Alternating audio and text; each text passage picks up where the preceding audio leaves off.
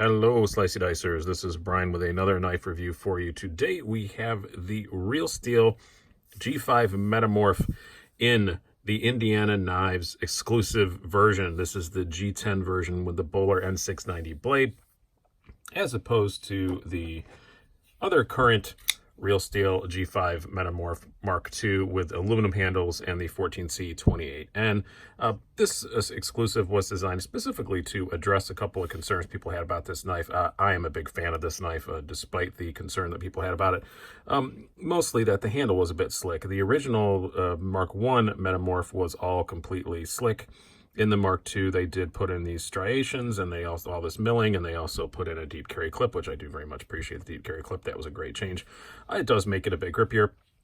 I never have had a problem with either of them really being super like slippy out of the hand, because I didn't really consider these to be, you know, hard use kind of knives, and they were always kind of gentlemanly stuff for this. With the G10, it is much grippier, and it definitely moves it more into kind of that EDC realm.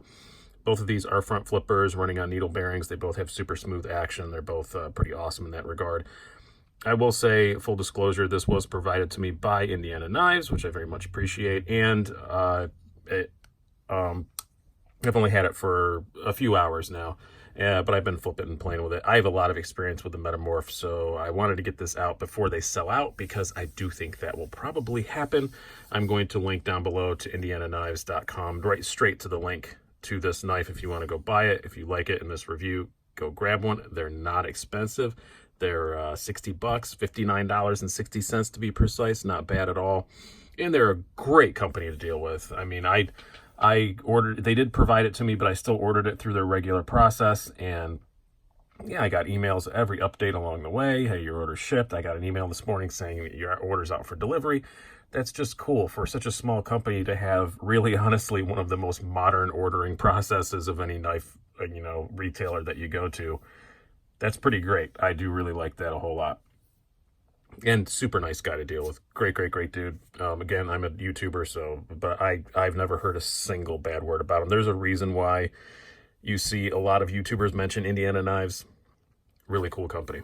Okay, and I'm very glad he's doing an exclusive. This is awesome that these small companies, I'm going to get off a bit of a tangent, that are doing exclusives. Like White Mountain Knives is doing a couple of exclusives now. I really like that some of these Chinese manufacturers are allowing some retailers to just, you know, branch out a little bit and, you know, do their thing. I just think that's really cool.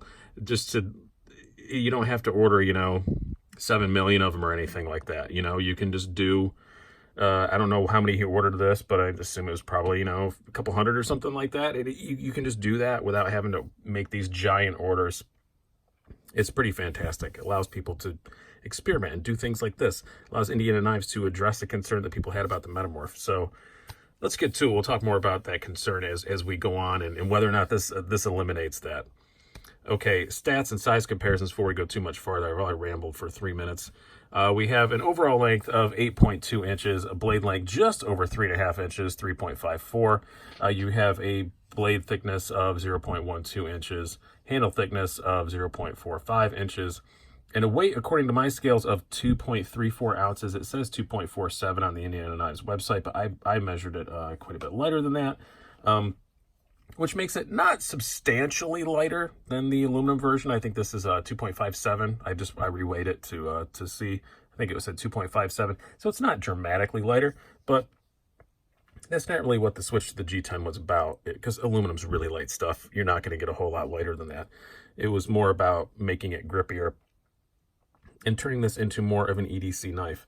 Now let's do some size comparisons. I already showed it against the G5 Mark II, and we'll talk more about that towards the end, how it really compares to the OG. Put it in our usual Spyderco sandwich. This is the PM2. You can see it's almost the same length as a PM2. Obviously, infinitely more slender than that. And your Para 3, quite a bit larger than that. And we're not going to do a ton of size comparisons. I've kind of reviewed the G5 Metamorph to death because I love it. But I did do a comparison with the Boost Smoke. So I'm going to bring that back out here. I'm going to link to that at the end too if you want to check that out. I did a cheap versus not so much. The Boost Smoke, much more expensive, much more difficult to get your hands on. But you can see it's still it's that same sort of, slender front flipper, sleek little design. And I think that Real Steel has done a very good job with that.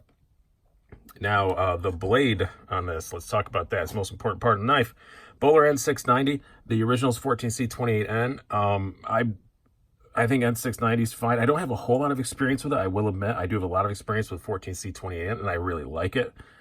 The N690 is probably an improvement, but I don't have enough experience to say that definitively. It's at least just as good, and it's the same price, so you can't really complain there. It's different. That's cool, and I don't have any Bowler N690 knives that I'm going to be keeping around for a long time, except this one. So now this one I'll get to spend some. I carry Metamorphs a whole lot, so it's pretty likely that I will get a lot of time on this. So it's another reason for me to keep it for a long time, because it's my only N690 knife at the moment. So I will report more back on that when I do a long-term test of this. As I said, I've only had this for a few hours, but wanted to get the review out before they're sold out, because that happens a whole lot. And you guys get mad at me when I post stuff that's sold out. So yeah, it is an Ostap Hell design too. I always forget to mention that in this. Ostap Hell, great dude. He comments on the videos a lot whenever I mention his name. I'm sure he will probably comment on this too also. He's just a really nice guy. And this is a really cool, slick design. Very, very, very indicative of the kinds of things you see from him. And very responsive to stuff. I complained about not having a deep carry clip. The Mark II had a deep carry clip. People complained about it being too slick in the hand. The next one had striations. Very, very responsive to people's comments. Definitely pays attention. Off on a tangent there, but the blade itself, it's the same, same great cutting performance as the original.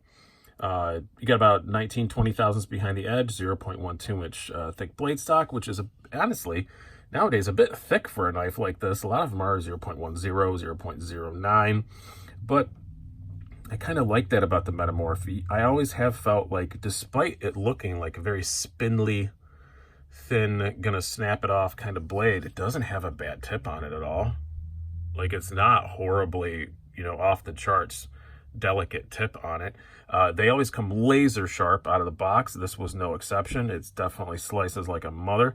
And 19, 20 thousand behind the edge, that's fine. It's actually a pretty good usable blade. It doesn't look like it. It looks like a fancy letter opener, but it's actually not a bad blade to carry around. It's not too bad at all. As far as the ergonomics go, that's where we're going to talk the most about this, because that is the biggest difference. As I've alluded to, one of the biggest complaints people had about, especially the original Metamorph, was that the handles were completely slick, just slick aluminum. And it is a very slick texture they put on here. I will say that. It's not like your that kind of bead blasty sort of aluminum finish that you feel. The original was completely slick. This Mark II has the striations in it, which do help a lot. I never found it to be a huge problem. And my hands don't sweat, so normally I do slip around stuff on a lot. A lot of people think that sweaty hand, like, oh, your hands don't sweat, you must grip better. No, it's way worse. Like, I can't hardly carry a heavy cardboard box because my hands are just totally dry and they just want to slide off. But I still didn't find it to be a big problem. There's enough jimping up here, and the same is true on this. I didn't find it to be a huge problem, but now having this in my hands, I will say the ergos on this with the grippy G10, they do kind of totally change the knife. Ergonomics as far as comfort goes are really good. You've got some good jimping up here. There's some jimping on the lock bar on this liner lock.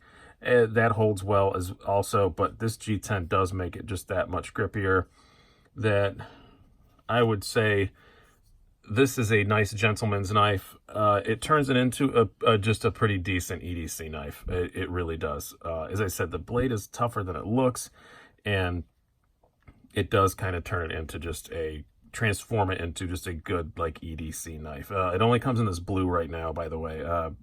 He did allude and DM comments that maybe someday there will be other colors, but don't count on that. If you want one, just go jump on the blue. But yeah, it does kind of change the personality of the knife. I've always not really minded the ergos of the G5 Metamorph. I didn't think they were amazing, but I thought they were okay. But this does really, it just kind of changes the personality of it. So now this just feels like a good slim EDC knife. not just a gentleman's knife, which is how I usually carried the aluminum version. Very, very, very good choice. Very cool. G10 backspacer also on that, by the way. Yeah, really do like that about it. It has kind of changed the personality of the knife. As far as the carry goes, it is, where did I put them? There they are. Carry's about the same. Does slide in on the pocket okay. It's not a big deal with the G10. Yeah, it doesn't slide in and out as fast as the aluminum, but it's okay. It's definitely not like a pocket destroyer or anything like that. Speaking of destroyed pockets, yeah, I think when I get back from Blade Show, I'm going to have to sacrifice another pair of jeans. These are getting a bit frayed. Different pocket clip a little bit. This is not exclusive to the Indiana Knives version, though. I think I've seen this on other newer Real Steels coming out. As you can see, the one from this one is pretty plain. You have these little, milling or machining things, or however they do that, probably stamping, on the clip, which they look cooler. I've always liked the clip. I love their logo. It's completely nondescript. You don't know what that logo is. If you're going to put a logo on a clip, it's nice to have just a little small logo and not like a word. It's a very discreet carry, and that's like, I don't even mind that you can only get it in this very bright, it is a very bright blue, but still you have hardly any of it sticking out of your pocket. It's still not obvious that it's a knife. No flipper tab, super slim. Slide your hand past it all day long. It weighs almost nothing. 2.34 ounces. It's a great lightweight EDC knife. Yeah, it's a pleasure to carry. It's definitely in the category that I always say, the ones that may wind up going through the wash someday, because you just forget that they're in there. Action-wise, every good thing I said about the original Metamorph still applies. It runs on the same needle bearings, same geometry, same cool front flipper design. I've always said, if you're going to spend money and you're not sure about getting a front flipper and you want to try one, this and now maybe the Civivi McKenna are the two that I would probably recommend the most. I probably should have the McKenna out for this review, but I don't. The McKenna is much smaller, but as far as just ease of use, front flippers and great actions, I've done nothing to this except for flip it around for a couple hours. And yeah, the action's great. I'm sure when I take it apart, this is more like what they really feel like broken in. This one is well broken in, and yeah, they're just totally buttery smooth. The action on the Metamorphs is just so good for the price. I mean, I think I said when I did the comparison of these, this is a Boost Smoke, $220 and very difficult to get your hands on. And I can't definitively say that this is worse. They're great. They have great actions, undoubtedly. So that kind of brings me to the conclusion time. Yeah, it's like I said, it changes it. These are very similar, but very different knives. In the Metamorph G5 Mark II, the standard aluminum version, you have a very nice, very awesome, gentlemanly, sort of light duty kind of knife. Mostly just because of the grip issue and things like that. This is, in the G10, this is just a really nice, lightweight EDC now. Fairly long blade, 3.54 inches. If that's a legality issue for you, it's going to be a legality issue. But I don't have my bug out now, but it's like, it's almost kind of a different size, but still sort of like, the bug out, the Para 3 lightweight, things like that. It's in that same lightweight range now. It has the G10. If you just want something like really stylish in a lightweight EDC, it's summertimes here, everybody's wearing lighter weight clothing, and yeah, 2.34 ounces and grippy, a pleasure to use, really good blade. Again, the N690 is, again, I don't have a whole lot of experience with it, so I don't want to say anything that's like pins me to a wall, but I think it's at least as good as the 14C28, if not better. And yeah, it's just, it has kind of changed the personality of the knife. I'm very impressed with that, very happy with it. And yeah, go grab one. And yes, please, Indiana Knives, if you sell out in the next 2 days, which you might, go order more. These are cool. Maybe next time a black, a gray, something like that, that would be awesome. Yeah, Lovely, lovely, lovely knife and lovely people to deal with. So check that link down below. I'm not getting any kickback from it. I'm not making any money from it, but you know, go down and check that link down below. Grab one if you want to. Have a good day.